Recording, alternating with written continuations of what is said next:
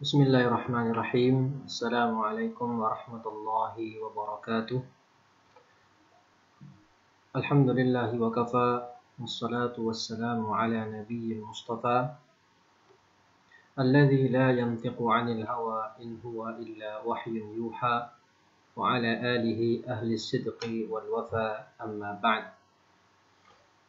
Ma'asyiral muslimin, a'azzani Allah wa iyyakum.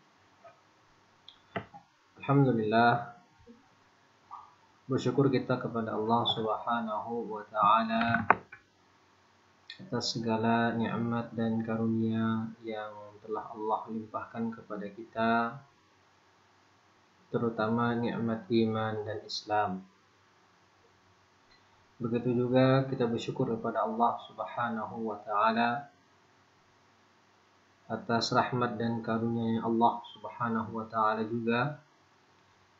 Sampai saat ini kita masih diberikan kesempatan dan keinginan untuk senantiasa belajar dan memperdalami agama Islam itu sendiri. Karena sebagai seorang muslim sudah sepantasnya dan sepatutnya masing-masing pribadi muslim itu mempunyai ghirah dan semangat untuk mengetahui ajaran syariat agamanya sendiri. Kemudian salawat dan salam semoga senantiasa tercurahkan buat junjungan kita Nabi Muhammad sallallahu alaihi wasallam beserta keluarga beliau, sahabat dan orang yang senantiasa mengikuti jejak beliau hingga akhir zaman. Amin ya rabbal alamin. Kaum muslimin dan muslimat yang dirahmati oleh Allah Subhanahu wa taala, pada kesempatan kali ini insyaallah kita akan membahas materi kajian tentang fikih. Terutama khususnya kita akan mempelajari fikih dalam mazhab Syafi'i. Ya, kenapa kita mempelajari fikih mazhab Syafi'i? Salah satu alasannya adalah karena kita di negeri Indonesia ini mazhab yang dipakai oleh mayoritas muslim di Indonesia itu adalah mazhab Syafi'i. Ya, bahkan bisa dikatakan juga mazhab Syafi'i ini adalah mazhab yang dianut oleh sebagian besar muslim di wilayah Asia Tenggara. Dan untuk pelajaran fikih sendiri, jika ada yang bertanya, apa sih bedanya fikih dengan usul fikih? Singkatnya, mudahnya begini. Kalau fikih itu berkaitan dengan adillatul ahkam asy-syar'iyyah al-muta'alliqah bi af'alil mukallafin bi adillatiha at-tafsiliyah. Gitu. Jadi kalau fikih itu adalah ilmu yang mempelajari tentang dalil-dalil syar'i yang berkaitan dengan perbuatan seorang mukallaf. Dan dalil-dalilnya itu sifatnya adalah tafsil. Ya. Jadi contohnya begini. Kalau kita ditanya apa hukum jual beli? Hukum jual beli boleh. Dalilnya apa? Wa ahallallahu al-bai'a wa harrama riba. Nah, ini pembahasannya fikih. Kalau usul fikih apa? Nah, usul fikih itu adalah ilmu yang membahas tentang kaidah atau dalil-dalil yang sifatnya mujmal dan tidak berkaitan dengan af'alul mukallafin. Tidak ada kaitannya dengan perbuatan seorang mukallaf. Apa itu mukallaf? Mukallaf ya orang yang sudah baligh, aqil, muslim. Ya, yang sudah terkena taklif atau terkena kewajiban syar'i seperti kita yang sudah balik ini. Ya, jadi pembahasannya kalau tadi di fikih apa hukum jual beli, hukumnya adalah mubah. Tapi kalau dalam usul fikih itu yang dibahas adalah apa arti hukum itu sendiri. Apa sih hukum syar'i itu? Ya. Ada berapa sih hukum syar'i? Hukum syar'i ada 5. Ya, ada wajib, ada sunnah atau mandub, ada mubah, ada makruh, dan ada haram. Apa sih itu wajib, apa sih itu sunnah, apa sih itu makruh, apa itu mandub, apa itu mubah, dan apa itu haram. Kemudian kenapa kok bisa dikatakan itu wajib? Kenapa kok dikatakan sesuatu itu sunnah? Bagaimana caranya kita ketahui bahwasanya sesuatu itu kayak jual beli tadi itu dihukumi mubah? Nah, mengetahui hukum tadi dari sebuah dalil itu diperlukan metode atau cara, yang mana cara itu, metode itu dipelajari dalam usul fikih. Begitu juga dalam usul fikih dipelajari adalah bagaimana keadaan atau orang yang layak untuk mengeluarkan sebuah hukum dari dalil. Jadi dalil-dalil itu tidak bisa langsung dipahami secara zahirnya. Kebanyakan di antara dalil itu ya banyak yang tidak bisa dipahami secara zahir atau secara tekstual. Karena kalau kita hanya membaca dalil dari terjemahan tanpa memahami tafsir atau tanpa memahami kaidah usul fikih dalam memahami hadis atau ayat yang ada, itu nanti bisa bingung. Karena ada kemungkinan nanti di satu hadis dikatakan A, satu hadis yang lain dikatakan B. Seakan-akan ada pertentangan dari dua dalil. Padahal sekali-kali tidak. Selama itu dalil yang sahih dari Allah Subhanahu wa taala atau dari Nabi Shallallahu alaihi wasallam, maka sekali-kali tidak akan pernah bertentangan, tapi hanya akal kita lah yang tidak mampu membaca maksud dari ayat dua hadis atau dua ayat yang saling bertentangan tersebut secara zahirnya. Jadi bedanya itu. Kalau usul fikih dia membahas tentang kaidah-kaidah umum yang sifatnya ijmal umum.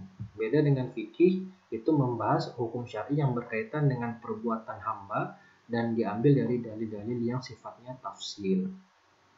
Itu sekilas ya, supaya tidak bingung ya antara apa itu fikih dan juga dengan usul fikih. Baik, karena kita akan membahas pembahasan fikih dari mazhab Syafi'i. Maka di sini di awal kita akan membahas dulu bagaimana biografi singkat dari Imam Syafi'i itu sendiri. Nah, di sini dituliskan ya, insya Allah pada kesempatan ini dalam mensyarah atau membahas matan Abi Suja ya, di sini saya menggunakan kitab Al-Imta' bi Syarhi Matan Abi Suja karangan Syekh Hisham Kamil Hamid ya. Hisham Kamil Hamid, imam dan khatib dan mudarris atau dosen di Jamiah di Universitas Zahir Baibars di Kairo. Nah, seorang murid kesayangannya mantan mufti Mesir yaitu Dr. Ali Jum'ah. Dan syarah kitab Abi Suja ini adalah termasuk syarah yang muasir, yang belakangan ya, adalah syarah yang muasir dari syarah matan Abi Suja ya, dan insyaallah sangat cocok untuk pemula bagi yang ingin mendalami atau ingin memahami bagaimana fikih Syafi'i itu sendiri. Jangan kita hanya ngaku-ngaku sebagai yang pengikut mazhab Syafi'i, tetapi kita tidak pernah mau mempelajari bagaimana sih fikih Syafi'i itu sendiri.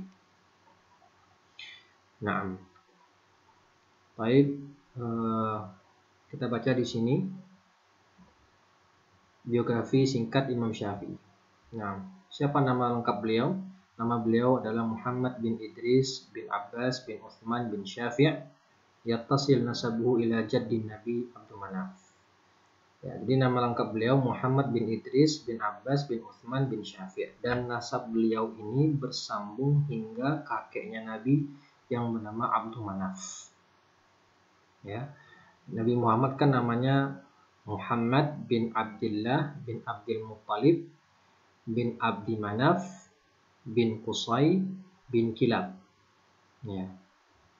Terus nyambung nanti sampai ke Nabi Ibrahim alaihissalam. Nah, jadi nasabnya ini bersambung ke Abdi Manaf sehingga dia keturunan Quraisy. Ya, Imam Syafi'i adalah imam madhab keturunan Quraisy. Nama ibunya Fatimah binti Abdullah bin Hasan bin Ali bin Abi Thalib. Nah, jadi nasab ibunya bersambung sampai Ali bin Abi Thalib, masya Allah. Ya, dan kunyahnya, ya kunyah atau gelar, istilahnya kunyah itu kayak panggilan, lakop ya istilahnya gitu ya, kayak panggilan gitu, namanya Abu Abdillah. Ya, namanya Abu Abdillah. Kalau kita perhatikan, kalau kita perhatikan ya, ada 4 imam, ya 4 imam besar yang mempunyai kunyah yang sama, yaitu Abu Abdillah. Yang pertama yaitu Imam Malik, juga bergelar Abu Abdillah. Kemudian Imam Syafi'i sendiri Abu Abdillah. Yang ketiga Ahmad bin Hambal juga mempunyai kunyah Abu Abdillah. Dan yang keempat Imam Al-Bukhari rahimahumullahu ta'ala. Jadi ada 4, Imam Malik, Imam Syafi'i, Ahmad bin Hambal, dan juga Al-Bukhari. Imam Al-Bukhari semuanya mempunyai kunyah Abu Abdillah. Lahir di mana? Kalau bahasa kitanya TTL yang gitu. Beliau rahimahullah lahir di kota Gaza. Mana itu Gaza? Palestina. Ya, Palestina yang kita kenal sekarang, yang saat ini dipenjara oleh Zionis Israel Yahudi, laknatullah alaih. Lahir pada tahun 150 Hijriah di kota Gaza. Wa ba'da 'amain mata abuhu fa khafat ummuhu dhiya'a nasabihi fa'adat bihi ila Quraisy. Setelah 2 tahun kelahirannya, bapaknya meninggal, maka ibunya takut kalau nasabnya akan hilang nanti. Ya, takut nasabnya akan hilang, maka ibunya ini kembali ke hijrah ke Hijaz, ya, hijrah ke Hijaz atau ke kota Madinah untuk berkumpul dengan keluarga besarnya dari kalangan Quraisy. Nash'atuhu, ya, bagaimana pertumbuhannya. Hafizul Qur'an al-Karim kamilan wa umruhu 7 sanawat wa hafidha kitab Muwatta al-Imam Malik al-Mukawwan, ya, min 1750 alf wa 750 haditsan takriban wa umruhu 10 sanawat. Nah, beliau Imam Syafi'i ini hafal Quran usia 7 tahun. Kalau yang kemarin pembahasan usul salasah itu Syekh Muhammad bin Abdul Wahab hafal Quran usia 10 tahun. Duluan Imam Syafi'i 3 tahun. Kemudian beliau hafal kitab Muwatta Imam Malik, yang di Muwatta itu terkumpul 1750 hadis, dan beliau sudah hafal semua hadis yang dalam kitab tersebut di usia 10 tahun. Kemudian ibunya, ya, mengirimkan si Syafi'i kecil ke qabilah Hudzail hatta yatamakkan min al-lughatil arabiyyah fa hafidha sya'rahum hatta shara hujjatan fil lughatil arabiyyah. Ibunya mengirimkannya ke kabilah Hudzail supaya Imam Syafi'i itu belajar bahasa Arab, menguasai bahasa Arab. Maka Imam Syafi'i pun, ya, hafal syair-syair dalam bahasa Arab sampai beliau itu menjadi hujjah dalam bahasa Arab. Artinya Imam Syafi'i itu mempunyai penguasaan yang luar biasa dalam ilmu bahasa Arab. Jadi kalau Imam Syafi'i berkata sesuatu dari sisi bahasa, maka itu bisa jadikan hujjah. Kenapa? Karena beliau termasuk orang yang fasih dan mendalam penguasaannya dalam ilmu bahasa Arab, rahimahullahu ta'ala. Dan bagaimana kehidupannya dalam mencari ilmu. Ya, tafaqquh ala yadi alim Makkah Muslim bin Khalid Az-Zanji. Imam Syafi'i itu belajar dari seorang ulama Makkah yang bernama Muslim bin Khalid Az-Zanji. Fa'alna lahu bil ifta' wa tadris wa umruhu 15 sanah wa kana yujalisul fuqaha wal ulama.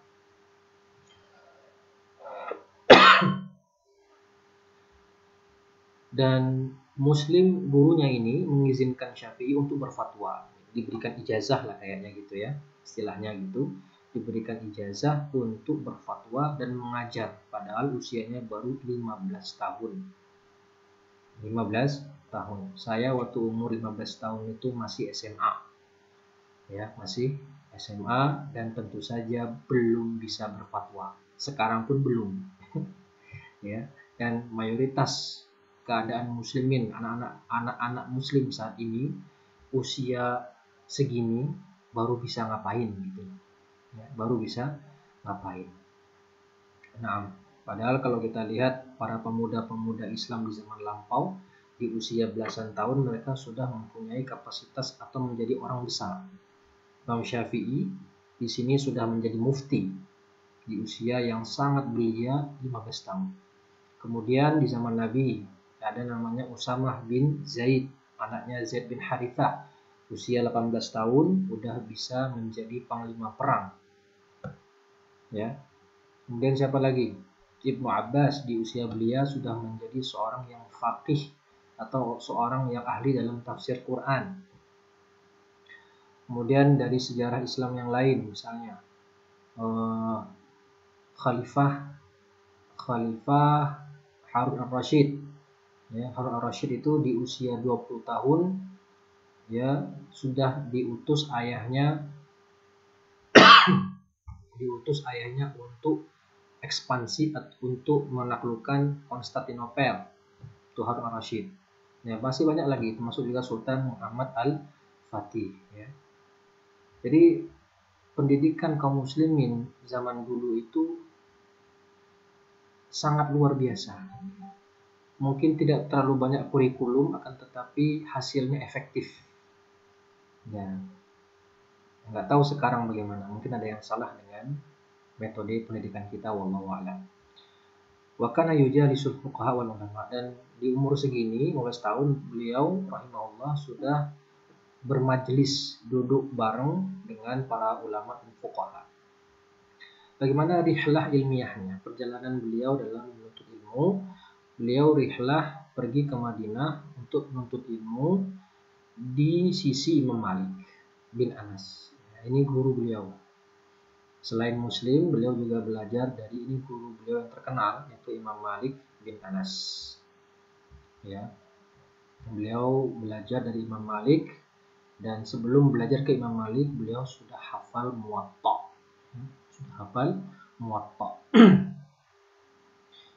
Wabidzalika jama'a fiqhul hadits bil Madinah. Ya, kemudian oleh karena itu beliau Imam Syafi'i ini yang mengumpulkan fikih hadis selama di kota Madinah, belajar langsung dari ahlinya Imam Malik, Imam Darul Hijrah. Dan kemudian setelah itu beliau rahimahullah hijrah ke kota Baghdad menuntut ilmu dari seseorang bernama Muhammad bin Hasan Asy-Syaibani. Siapa beliau? Beliau adalah murid langsung dari Imam Abu Hanifah. Ya, wa bidzalika jama'a madzhab ar-ra'yi, maka madhabuhu wasatan baina madrasatir ra'yi wa madrasatil hadits. Jadi di zaman dulu ada dua kutub ilmu dalam dunia Islam. Ya, terutama di masa Abbasiyah, karena Imam Syafi'i ini hidup di masa dinasti Abbasiyah. Nah, ya, lebih tepatnya beliau ini hidup di zamannya, kalau lahir tahun 150 berarti di masa Harun al-Rashid kira-kira ya. Jadi beliau ini setelah belajar ilmu fikih hadis, menguasai hadis-hadis, menghafal banyak hadis di Madinah, lalu beliau hijrah ke kota Baghdad dan belajar dari madrasah ahli ra'yi. Jadi di Madinah itu madrasah ahlul hadis, dan di Baghdad madrasah ahli ra'yi, ya ahli logika. Dan itu pembesarnya adalah Abu Hanifah. Kemudian beliau wafat ya, dan digantikan oleh Muhammad bin Hasan Asy-Syaibani, murid langsung dari Abu Hanifah. Abu Hanifah sendiri wafat di tahun 150 Hijriah. Jadi beliau wafat, Imam Syafi'i lahir. Jadi karena belajar langsung dari dua kutub ilmu yang berbeda, madrasah ahlul hadis dan madrasah ahlul ra'yi, maka beliau mengumpulkan keilmuan dari dua madrasah tersebut, sehingga beliau memiliki pandangan yang pertengahan antara madrasah ra'yi dan madrasah hadis. Lalu Imam Syafi'i mempunyai dua madhab yang kita kenal, ada madhab qadim. Ya, qaul qadim beliau itu kapan? Imam Syafi'i rihlah ke Baghdad, dan setelah itu beliau berijtihad dan menulis buku yang bernama Hujjah, ya, berjudul Hujjah fil Fiqhi wa min Ashhari Talamidi. Jadi di kota Baghdad itu beliau mulai berijtihad dan menuliskan kitab. Di sana dikenal oleh para ulama. Setelahnya dikatakan itu adalah qaul qadim, mazhab qadim beliau. Nah, selama di Baghdad beliau mempunyai murid-murid yang mumpuni, cukup terkenal. Siapa diantaranya? Imam Ahmad bin Hambal. Jadi kalau kita urut para imam yang 4 itu dari usianya, yang pertama Abu Hanifah, ya, yang kedua Imam Malik, yang ketiga baru Imam Syafi'i, dan yang paling kecil adalah Imam Ahmad bin Hambal. Yang nanti Imam Ahmad ini mempunyai mazhab sendiri, ya, yang sekarang dipakai oleh di Hijaz, di kota Makkah, Madinah atau daerah Hijaz itu memakai mazhab Ahmad bin Hambal atau Hambali. Kemudian Abu Thawr, kemudian Al-Qarabisi dan Az-Za'farani. Lalu setelah mazhab qadim, beliau mempunyai mazhab jadid yang baru. Ya. Kapan beliau mengeluarkan mazhab jadid ini? Beliau mengeluarkan mazhab jadid ini ketika hijrah ke Mesir atau rihlah ke Mesir tahun 195 Hijriah. Ya, kemudian beliau hijrah lagi ke Mesir, jadi sempat kembali. Ya, kemudian baru hijrah lagi di tahun 199 Hijriah. Wa fiha allafa Nah, wa fiha allafa kitab al-Um. Nah, di Mesir itulah beliau menulis kitab yang terkenal sampai sekarang, yaitu al-Um. Ya, alladhi 'addala fihi wa ghayyara ba'd ijtihadatihi al-faqih wa sarat hiya al-mu'tamadah al-mu'abbarah an madhhabihi wa min ashhari talamid. Jadi setelah beliau ke Mesir, beliau menulis kitab Al-Um, dan itulah yang menjadi pegangan atau menjadi pendapat yang disandarkan ke Imam Syafi'i atau mu'tamad, ya, dalam madhab beliau. Meskipun tidak mesti semua yang ada di qaul jadid ini menjadi mu'tamad, tidak. Ada beberapa pendapat beliau, kalau kita katakan memang mayoritas, secara umum pendapat yang mu'tamad dalam mazhab Syafi'i, yang mu'tamad itu yang dipegang, yang disandarkan dalam mazhab Syafi'i itu diambil dari qaul jadid Imam Syafi'i secara umum. Kan tapi ada beberapa masalah, ya, yang ternyata yang diambil yang menjadi mu'tamad dalam mazhab Syafi'i adalah mazhab beliau ketika di Baghdad atau qaul qadimnya, bukan mazhab jadidnya. Ya, nah, murid-murid beliau di Mesir itu siapa aja? Yang terkenal diantaranya Al-Muzani, ya, Imam Al-Muzani yang mempunyai kitab dalam mazhab Syafi'i. Beliau ini meringkas Al-Um, ya, meringkas kitab Al-Um yang judulnya Mukhtasar Al-Muzani, ya. Kemudian beliau juga punya buku Syarhus Sunnah lil Muzani. Nah, beliau ini termasuk murid Syafi'i yang paling dekat, bahkan beliau ikut yang memandikan Imam Syafi'i tatkala wafat rahimahumullahu ta'ala. Yang kedua Al-Buwaiti, Imam Al-Buwaiti. Kemudian Ar-Rabi Al-Maradi, Ar-Rabi Al-Jizi, ya. Baik. Yang kelima Muhammad bin Abdullah bin Abdul Hakam. Ini diantara murid-murid Imam Syafi'i yang cukup terkenal ketika di Mesir. Nah, apa saja karangan-karangan Imam Syafi'i? Imam Syafi'i mempunyai banyak karangan. Yang terkenal adalah Al-Um. Nah, ini yang tadi kita bahas, ya. Yang kedua Ar-Risalah. Nah, ini dalam usul fikih, ya. Dan Imam Syafi'i adalah ulama yang pertama kali meletakkan kaidah-kaidah usul fikih yang dalam buku Ar-Risalah. Arsalahu ila ahli Iraq, yang beliau kirimkan kepada ahli Iraq. Kemudian Jama'ul Ilm, usul fiqih. Dan yang keempat Al-Musnad, ya, Al-Musnad. Dan diantara qaul atau perkataan Imam Syafi'i, ya, not-notnya gitu sebenarnya, ya. Dari Rabi' bin Sulaiman, dia berkata berkata, Imam Syafi'i berkata kepadaku, ya Rabi', ridwan nas ghayatun la tudrak. Ya. Ridho manusia adalah tujuan yang tidak akan dicapai. Fa'alaika bima yaslahuka falzamhu. Maka wajib atasmu untuk mengurusi apa yang maslahat, yang berdampak maslahat bagimu, maka ilzamhu. Ya, tekunilah itu, lakukanlah itu. Fa innahu la sabila ila ridahu. Sesungguhnya tidak ada jalan untuk menggapai ridho manusia. Karena apapun yang kita lakukan pasti ada orang yang gak suka dengan kita. Karena ridwan nas ghayatun la tudrak. Ya. Dan ketahuilah bahwasanya siapa yang mempelajari Al-Quran jalla fi uyunin nas, dia akan menjadi mulia di mata manusia. Dan siapa yang mendalami atau mempelajari hadis, maka hujahnya akan kuat. Dan siapa yang mempelajari nahwu, maka dia akan mempunyai wibawa. Barang siapa yang mempelajari bahasa Arab, maka tabiatnya itu akan menjadi lembut. Dan barang siapa yang mempelajari ilmu hisab, ilmu hitung-hitungan, jazala ra'yuhu itu pemikirannya atau pandangannya menjadi bagus. Wa man ta'allama al-fiqha nabala qudrahu, siapa yang mendalami ilmu fikih maka akan mulia kedudukannya. Dan barang siapa yang tidak menjaga dirinya, tidak bermanfaat baginya ilmunya, wa malaku dzalika kullu taqwa, dan semuanya itu dimiliki dengan ketakwaan. Kapan beliau wafat? Wafat pada hari Jumat pada bulan Rajab tahun 204 Hijriah. Berarti berapa tahun usia beliau? Beliau lahir 150 dan wafat 204. Berarti 204, 150,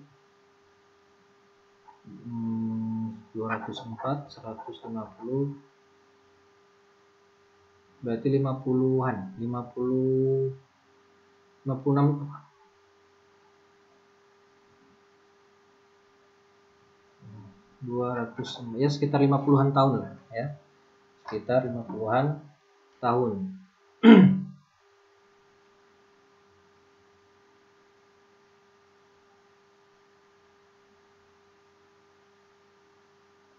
Nah, 54 tahun ya, usianya. Beliau wafat di usia yang cukup muda, 54 tahun.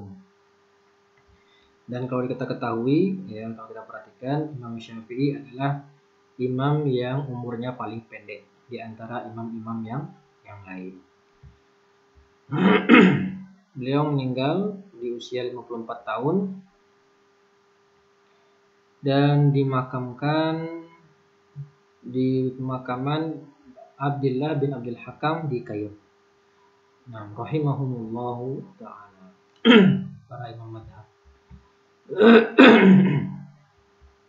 Baik. Kemudian kita akan baca sekilas juga bagaimana biografi singkat dari penulis kitab Matan Abi Suja. Dia bernama Abu Suja Ahmad bin Husain bin Ahmad al-Asfahani karena berasal dari kota Asfahan, Iran. Lahir tahun 433 Hijriah di kota Basrah. Bagaimana akhlaknya? Beliau adalah orang yang menafkahkan hidupnya di jalan Allah, zuhud di dunia, orang yang berilmu, dan tidak bermaksiat kepada Allah dengan anggota tubuhnya. Faqad su'ila an sababi sihhati a'dha'ihi. Beliau pernah ditanya sebab kenapa anggota tubuhnya itu sehat selalu. Maka beliau berkata, ma asaitullaha bi'adwin minha. Aku tidak pernah berbuat maksiat kepada Allah dengan anggota tubuhku. Falamma hafiztuha fis sighari an ma'asillahi hafizahallahu fil kibar. Ketika aku menjaga anggota tubuhku dari perbuatan maksiat, maka Allah ketika aku kecil dengan perbuatan maksiat, maka Allah menjaganya ketika sudah dewasa atau sudah tua. Dan beliau hafizahu rahimahullah itu biasa banyak membaca Al-Quran dan tidak memperdulikan celaan manusia. Apa kerjanya? Ya, bagaimana kegiatan beliau sehari-hari? Dan beliau sempat menjabat sebagai qadhi, seorang hakim, dan juga pernah menjabat sebagai seorang wazir, menteri, dan juga mengajar fikih Syafi'i di kota Basrah selama berapa tahun? 40 tahun. Kemudian beliau tinggal di kota Madinah. Setelah pensiun, ya, setelah turun jabatan, beliau hijrah ke kota Madinah untuk menghabiskan hidupnya melayani Masjid Nabawi. Ya, nyapu kayak marbot gitulah. Ya. Di akhir hayatnya kemudian menjadi khadim, pelayan Masjid Nabawi. Ya, ba'da mauti khadihima hatta mata rahimahullah. Beliau menggantikan pelayan yang sudah wafat, dan beliau pun menjadi pelayan di Masjid Nabawi, ya, kayak marbot seperti itu sampai akhir hayat beliau, masya Allah.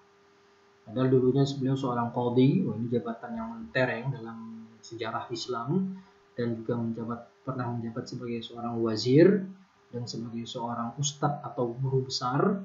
Tapi setelah itu menjelang wafatnya di akhir hidupnya beliau mengabdikan dirinya untuk melayani Masjid Nabi Sallallahu Alaihi Wasallam sampai wafat. Kitab-kitab beliau diantaranya adalah Kitab Iqna dan yang matan Al-Ghayah wa Taqrib atau dikenal dengan matan Abi Syuja'. Wafat di Madinah tahun 593 Hijriah dan umurnya subhanallah. Ini 2 kali lipat atau mungkin 3 kali lipat Imam Syafi'i, 160 tahun. Masya Allah. Panjang sekali umur beliau. Dikuburkan dekat dengan Bab Jibril di kota Madinah. Wa al-an dakhilul Masjid Nabawi. Sekarang Babu Jibril ini, pintu Jibril ini di dalam kompleks Masjid Nabawi dan dekat dengan kamar Nabi Sallallahu Alaihi Wasallam.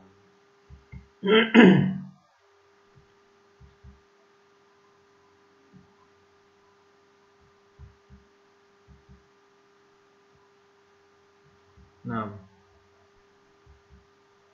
selanjutnya kita akan membahas apa saja istilah-istilah yang ada dalam mazhab Syafi'i. Jadi ada dalam mazhab Syafi'i itu ada istilah-istilah yang nanti ke depannya akan kita jumpai, ya, dalam membaca buku-buku Syafi'iyah, mazhab Syafi'i. Baik, di antara di sini disebutkan sama penulis, ya, Syekh Dr. Hisham Kamil Hamid. Pertama, al-jadid. Apa maksud kalimat al-jadid ini? Itu adalah perkataan Imam Syafi'i dalam Qaul Jadid, kitab Al-Um. Kemudian ada al-qadim, ini adalah perkataan Imam Syafi'i ketika di Irak. Ya, dan Imam Syafi'i telah rujuk dari Qaul Qadim ini dan berkata, la aj'al fi hilli man rawahu anni. Aku tidak menghalalkan, ya, orang yang meriwayatkannya dariku dari pendapat qadim ini. Al-adhar. Nah, apa itu al-adhar? Ya, yu'abbiru bihi idza qawiya al-khilaf an ahadil qawlain aw al-aqwal allati lam Syafi'i. Jadi ada dua, ada al-adhar dan zahir. Kalau adhar dan zahir itu adalah jika idza al-adhar ini kalau ada khilaf yang kuat, perbedaan pendapat, pandangan yang kuat di antara dua, salah satu di antara dua atau salah satu di antara lebih banyak dari dua perkataan Imam Syafi'i. Jadi kalau ada qaul Imam Syafi'i, ada dua qaul Imam Syafi'i, yang satu mengatakan A, yang satu mengatakan B. Nah, di sini ada khilaf yang kuat di antara dua qaul Syafi'i ini, maka nanti dikatakan yang lebih kuat itu dengan kalimat al-adhar. Baik. Kemudian ada yang masyhur, yu'abbir, ya, yu'abbar bihi idza dha'afa al-khilaf. Ini kalau terjadi ada al-masyhur ini kalau ada dua pendapat yang satu itu lemah. Ya, khilafnya itu lemah. Yang ini kan khilafnya kuat, kalau ini khilafnya lemah. Jadi dikatakan al-masyhur. Ya, dan juga dari kalam masyhur itu nasnya dari Imam Syafi'i.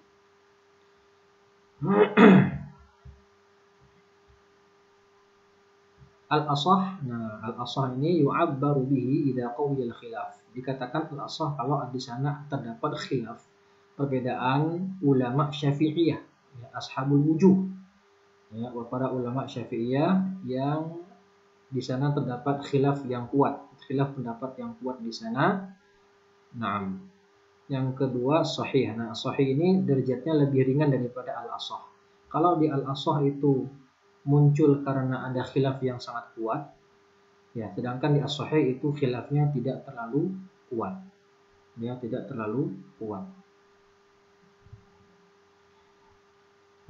Lidha'fi madrakihi wa lam yu'abbar bidzalika fil aqwal ta'adduban ma'al Imam Syafi'i. Nah, kalau terjadi perbedaan, ya, khilaf antara nas-nas dari Imam Syafi'i sendiri, kalau dia khilafnya kuat maka dikatakan azhar. Kalau khilafnya tidak kuat atau lemah maka dikatakan masyhur atau al-zahir. Nah, tapi kalau perkataannya itu bertentangan, ya, khilafnya terjadi di antara pendapat-pendapat murid-muridnya Syafi'i atau pendapat imam-imam dalam mazhab Syafi'iyah, itu dikatakan al-ashah kalau dia khilafnya kuat dan as-sahih kalau khilafnya lemah. Qila, apa itu qila? Nah, qila ini adalah wajhun dhaif was-sahih awil ashah khilafuhu. Ini qila ini kalau dikatakan pendapatnya ini lemah. Al-madhab abara anhu bil madhab wa huwa al-mufti bihi fa yajuzu an yakuna ahadul qawlain wal wajhain. Al-madhab ini juga diambil dari perkataannya Imam Syafi'i. An-nas, nah, maka min aqwali Imam Syafi'i, an-nas ini juga adalah diambil dari perkataan Imam Syafi'i itu sendiri. Wa huwa rajih min al-khilaf fil madhab. Ya, dan dia yang dirajihkan dari khilaf yang ada dalam madhab. Wa maqabalahu wajhu dha'ifun jiddan la yu'mal bihi. Dan yang menyelisihinya adalah wajhun dha'if, pendapat yang lemah sekali, yang tidak diamalkan. Ya, yang tidak diamalkan. Alal mu'tamad, nah kalau alal mu'tamad ini adalah pendapat yang menjadi mu'tamad dalam mazhab Syafi'i. Wa huwa al-azhar min al-qaulain aw al-aqwal. Itulah pendapat yang lebih dimenangkan di antara dua qaul atau di antara beberapa qaul.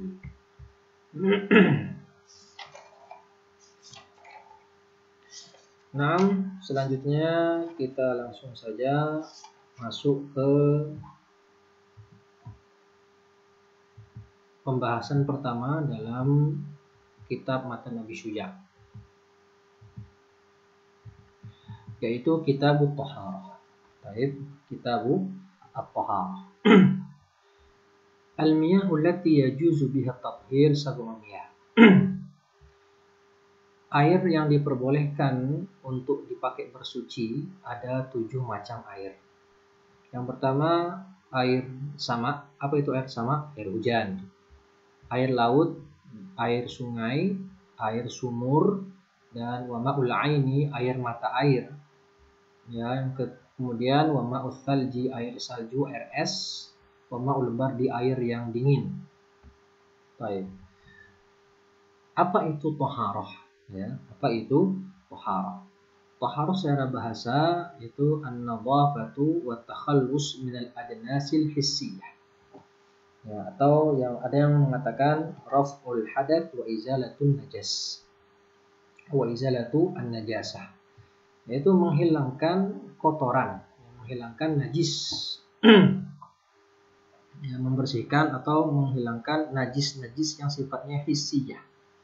Apa itu hissiyah? Yang bisa diindra, bisa dilihat, bisa dipegang, bisa dicium, dan yang lain. Itu najis yang sifatnya hissiyah. Nah, ternyata ada juga najis yang sifatnya ma'nawiyah.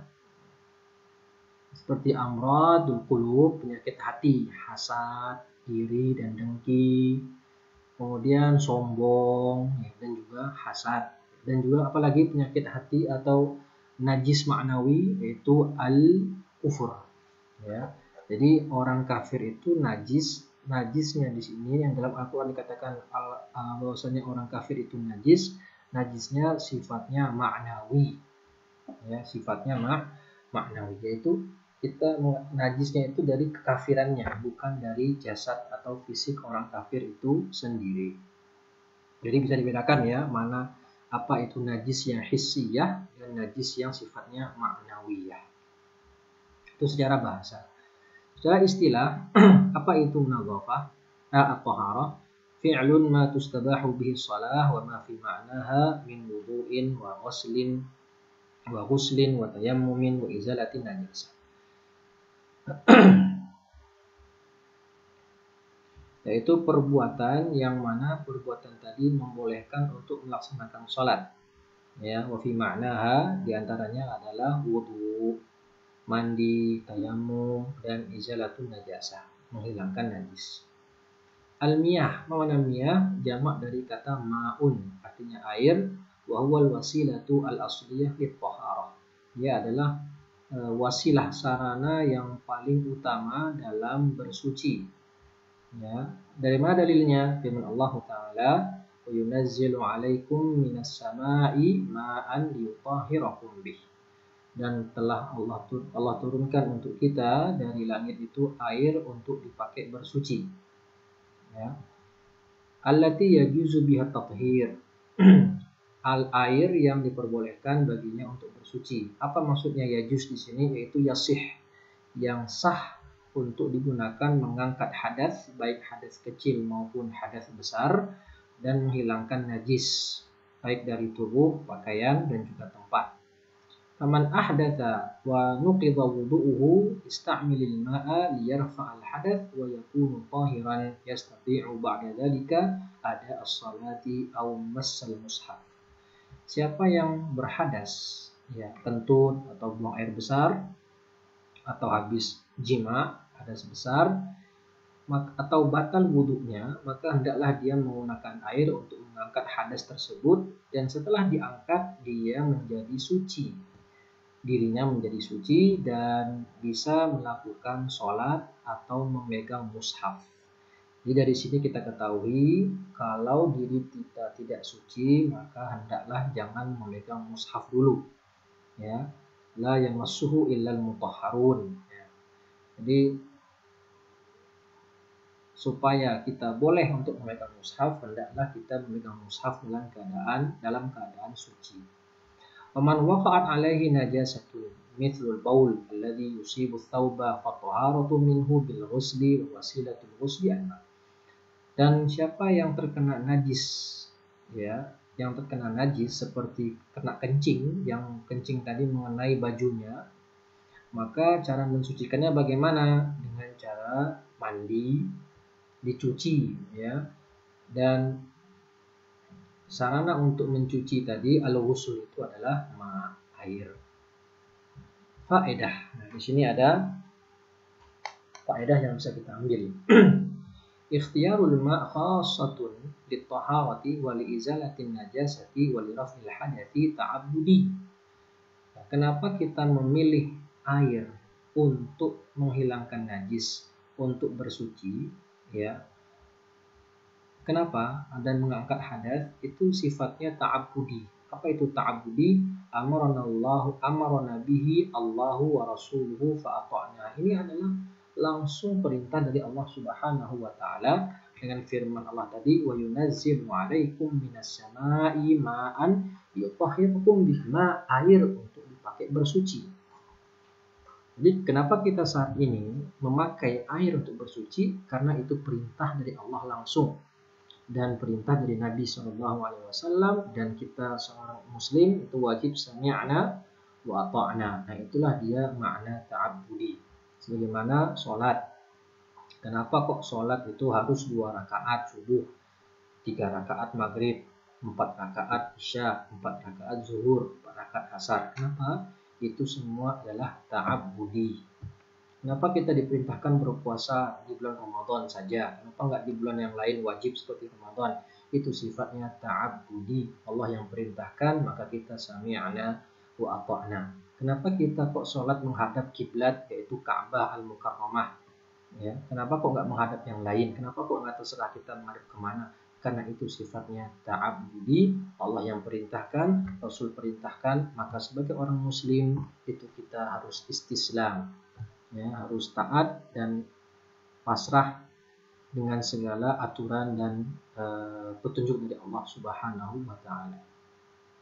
Dalla ala dzalika qauluhu sallallahu alaihi wasallam. Dan selain hadis ayat ini juga ada hadis dari Nabi, indama balal a'rabiyyu fil masjid. Hadis yang menceritakan tentang seorang badui yang kencing di masjid, maka Nabi memerintahkan sabbu alaihi dhanuban min ma. Nabi memerintahkan sahabat untuk menyiram air kencingnya tadi, bekas kencingnya tadi dengan air. Falau kana ghairul ma'i yasluhu lit-taharati la amara bihi sallallahu alaihi wasallam. Seandainya ada benda lain atau sesuatu yang lain selain air yang bisa dipakai untuk bersuci, tentu Nabi akan memerintahkannya kepada kita. Baik, yang kedua, ya, tadi pengertian taharah secara bahasa dan istilah, ya, kemudian dalil-dalilnya, dan yang kedua kita akan membahas apa itu jenis-jenis air. Jadi beda ya antara anwa'ul miyah kemudian aqsam. Ya, jadi ada anwa'ul miyah dan yang kedua aqsamul miyah. Anwa'ul miyah itu macam-macam air, jenis-jenis air. Ya, air itu jenis-jenisnya apa saja. Nah, tadi sudah kita baca di matannya. Jadi jenis-jenis air yang ada yang dipakai untuk bersuci ada 7 macam. Dan ulama telah membatasinya, menghitungnya bahwasanya tidak ada selain 7 ini, ya. Hasra ulama'u jami'al miyah al-mawjudah falam yajidu ghaira hadhil miyah as-sab'u, ya, as-sab'ul majmu'ah fi qawlihim. Jadi selain 7 air ini enggak ada lagi jenis air yang dipakai untuk bersuci. Dan bisa kita ringkas, ya, bisa kita ringkas dengan sebuah kalimat, yaitu ma nazala minas sama'i wa ma naba'a minal ardh. Jadi air-air yang 7 tadi bisa kita ringkas dalam sebuah kalimat, yaitu segala air yang turun dari langit atau yang keluar dari bumi itu boleh dipakai untuk bersuci. Itu secara ringkasnya atau dobitnya. Mana nazala minas sama, air apa saja yang turun dari langit dan apa saja yang keluar sendirinya dari bumi, maka dia diperbolehkan untuk dipakai bersuci. Nah, sedangkan rinciannya ada 7, sebagaimana yang tadi disebutkan di matan. Ya, matan itu yang di atas ini matan namanya. Ya, kalau matan itu yang ini matan. Ya, kalau syarahnya atau penjelasan matan ini yaitu di bawah. Tadi kan disebutkan di matan ada 7. Nah, sekarang dirinci di sini satu persatu. Air hujan, ya, adalah air yang turun dari langit. Firman Allah apa? Yunazzilu 'alaikum minas sama'i ma'an yutahhirakum bih. Ini sudah tadi. Yang kedua, air laut. Al-malih mithlu ma'il bahri al-ahmar. Air laut itu yang sifatnya asin seperti laut merah atau laut putih al-mutawassit, al-muhitat atau samudra. Dalilnya apa? Akan dibolehkannya dalil yang menunjukkan bolehnya bersuci dengan air laut, yaitu hadis sa'al rajulun Rasulullah sallallahu alaihi wasallam faqala. Seorang laki-laki pernah bertanya kepada Rasul, ya Rasulullah, inna narkabul bahra wa nahmilu ma'ana al-qalil wa nahmilu ma'ana al-qalila minal ma'. Kami berlayar pakai perahu dan kami membawa air sedikit.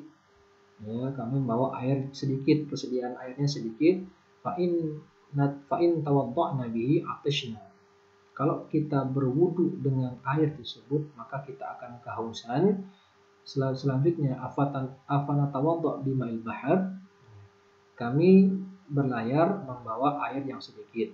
Ya, kalau kita berwudu dengan air itu, maka kami akan kehausan ya Rasulullah. Apakah kita boleh berwudu dengan air laut? Maka Nabi menjawab. Ya, Nabi menjawab, at-tahuru ma'uhu al-hillu maitatuh. Suci airnya dan halal bangkainya. Ini kalau dalam ilmu balaghah namanya itnab. Itnab itu lawannya ijaz. Ya, lawannya ijaz. Kalau ijaz Nabi tinggal menjawab apa?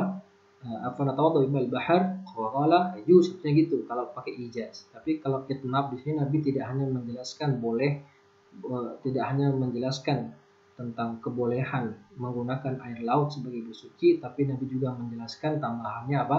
Bahwasanya bangkai yang ada di lautan Ya, bangkai hewan laut itu hukumnya adalah suci. Suci tahuru ma'hu, suci airnya dan halal bangkainya. Ini dalil tentang bolehnya menggunakan air laut sebagai alat untuk bersuci. Yang ketiga, ma'un nahar, air sungai.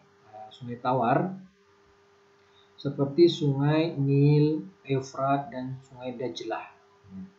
Sungai Dajlah. Kemudian ma'ul bir, air sumur yang dikeluarkan dari bumi dengan cara digali atau dengan cara pakai pompa. Ya, tolumbat pakai pompa. Wasahha annahu sallallahu alaihi wasallam tawadda min bi'ri Zamzam. Dalilnya mana? Dalilnya ini, Nabi Muhammad pernah berwudu dengan menggunakan air sumur Zamzam. Yang keenam adalah mata air, ya, yang keluar dari bumi tanpa digali, ya, yang keluar dari bumi tanpa digali atau tanpa menggunakan alat, ya, tanpa menggunakan alat.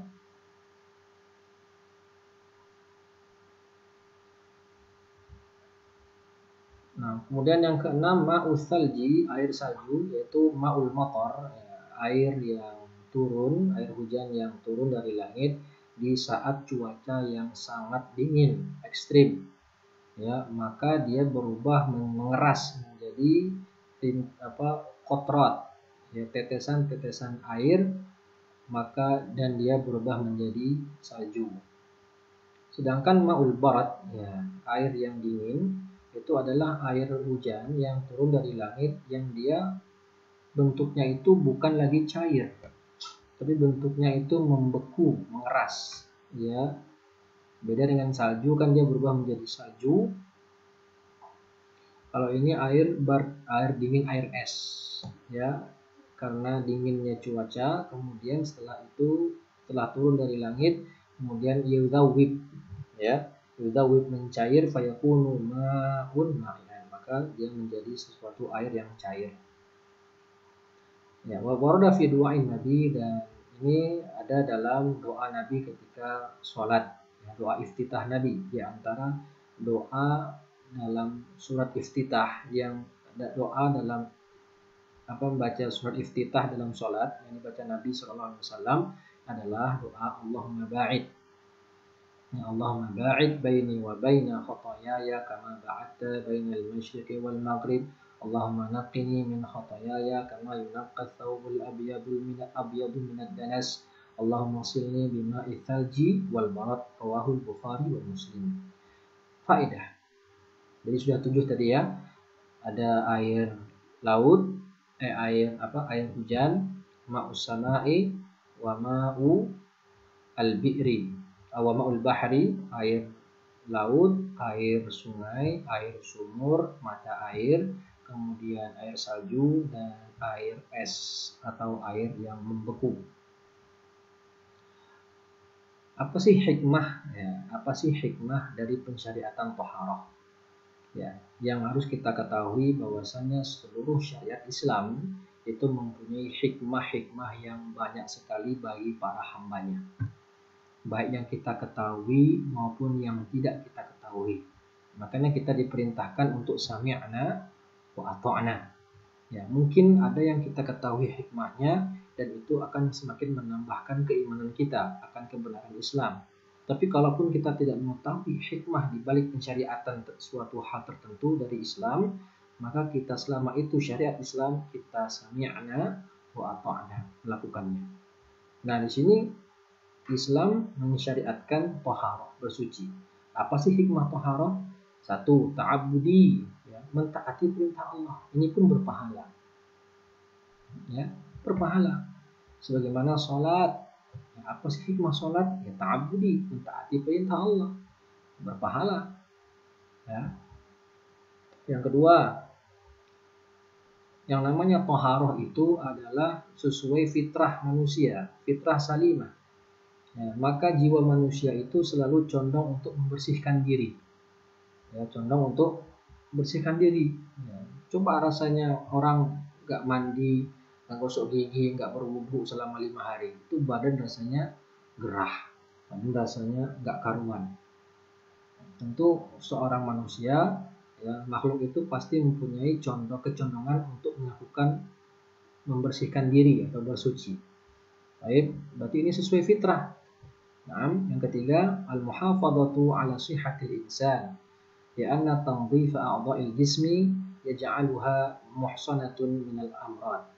Menjaga kesehatan manusia, karena dengan rutin membersihkan anggota tubuh itu akan menjaga kita dari berbagai macam penyakit. Ya kan, di masa sekarang ada penelitian ya, yang mana meneliti kenapa sih Islam mensyariatkan berwudu. Ternyata dari berwudu tadi ya, selain bisa menjadi pijat refleksi dengan air, ternyata ada manfaat-manfaat kesehatan yang lain yang bisa diperoleh dari wudu tersebut. Kalaupun kita nggak tahu apa sih hikmah dibalik berwudu atau bersuci, maka kita yakini ini adalah syariat Islam, maka kita tadi apa? Ta'abbudi. Al-wuqufu amama Allah Ta'ala fi sholati tahiran nadhifan wa kadzalika 'inda qira'atil Qur'an. Nah, hikmah taharah yang lain adalah kita menghadap Allah ketika sholat dalam kondisi suci dan bersih. Kalau kita menghadap kepala sekolah saja kita harus wangi, harus bersih, harus rapi. Bagaimana kalau kita menghadap sang pencipta kepala sekolah? Kalau kita menghadap presiden saja kita mesti wangi dan bersih, rapi, limis lah itu. Maka bagaimana kita menghadap sang pencipta presiden? Tentulah harus lebih bagus lagi penampilan kita ketika akan menghadap sang pencipta alam semesta, Allah Azza wa Jalla. Begitu juga ketika hendak membaca Al-Quran. Ya, faedah. Afdalul miyah al-ma' an-nabi' min baini asabi'ir rasul min baini asabi'ir rasul wa huwa mu'jizah. Thumma ma'u zamzam, thumma al-kautsar, thumma nil misir, thumma baqil anhar. Nah, di sini faedah urutan air yang utama untuk dipakai bersuci. Ya. Jadi Syekh menyebutkan di sini ada urutan tingkatan-tingkatan air yang utama dipakai untuk bersuci. Yang pertama adalah air yang keluar dari jari-jari Nabi Shallallahu Alaihi Wasallam. Dan ini ada di hadis Bukhari Muslim, yang mana hadis itu diriwayatkan dari Anas bin Malik. Ketika beliau akan sholat asar, di waktu sholat asar beliau menjumpai Nabi dan para sahabat sedang mencari air dan tak ketemu air. Ya, akhirnya saat itu Nabi mengeluarkan air dari jari-jari beliau, dan ini bentuk mukjizat dari Nabi Shallallahu Alaihi Wasallam. Dan para ulama ada yang mengatakan air yang keluar, mukjizat Nabi tadi yang keluar dari jari-jari beliau lebih utama, lebih hebat dibandingkan apa yang dilakukan Nabi Musa ketika memukulkan tongkat ke batu hingga memancarkan air. Ya, ini lebih hebat. Di mukjizat Nabi Muhammad, kalau dilihat dari lebih hebatnya mana, tentu lebih hebat mukjizat Nabi Muhammad, karena kalau batu dipukul pakai tongkat kemudian muncul air itu mungkin masih bisa dilogika. Tapi kalau air yang keluar dari dalam tubuh manusia, yang manusia ini terkumpul darah di sana, kok bisa keluar air yang bening untuk dipakai bersuci? Ini kan betul-betul mukjizat dari Allah Subhanahu wa Ta'ala. Nah, jadi yang peringkat pertama adalah air yang keluar dari jari-jari beliau yang mulia Sallallahu Alaihi Wasallam. Kemudian yang kedua, air zam-zam. Ya, air zam-zam. Nah, ini air yang peringkat kedua yang dipakai untuk bersuci adalah air zam-zam. Yang ketiga adalah telaga Kausar, air yang dari telaga Kausar. Yang keempat adalah air Sungai Nil. Ya, air Sungai Nil. Baik, kenapa kok Sungai Nil? Karena Sungai Nil ini adalah satu-satunya nama sungai yang disebutkan dalam Al-Quran. Ya, terdapat dalam surat Al-Qasas ayat 7 dan terdapat dalam surat Toha ayat 38 dan ayat 39. Ya. Nah, kemudian barulah setelah itu baru wabaqiyal anhar. Kemudian adalah air dari sungai-sungai yang lain. Jadi ini peringkatnya. Yang pertama, yang paling utama adalah air yang keluar dari jari-jari Nabi, mukjizat, kemudian air Zam-Zam, kemudian air Telaga Kausar, dan air dari Sungai Nil, barulah air dari sungai-sungai yang lain atau air dari jenis yang lain. Faedah lagi, maqasidut taharah. Bagaimana sih bentuk-bentuk taharah itu? Ada 4 macam. Yang pertama wudu, yang kedua al-ghusl, yang ketiga at-tayammum, yang keempat menghilangkan najis, izalatun najasah. Faedah lagi, apa saja wasilah atau alat yang digunakan untuk bersuci. Ini kan model atau bentuk-bentuk bersuci, dan ini bagaimana alatnya atau wasilah untuk bersuci. Yang pertama adalah air, dan dia adalah asal dalam bersuci dan yang paling utama tentu saja. Yang kedua adalah dengan turab, debu atau tanah jika tidak ada air. Yang ketiga dengan batu dalam beristinja.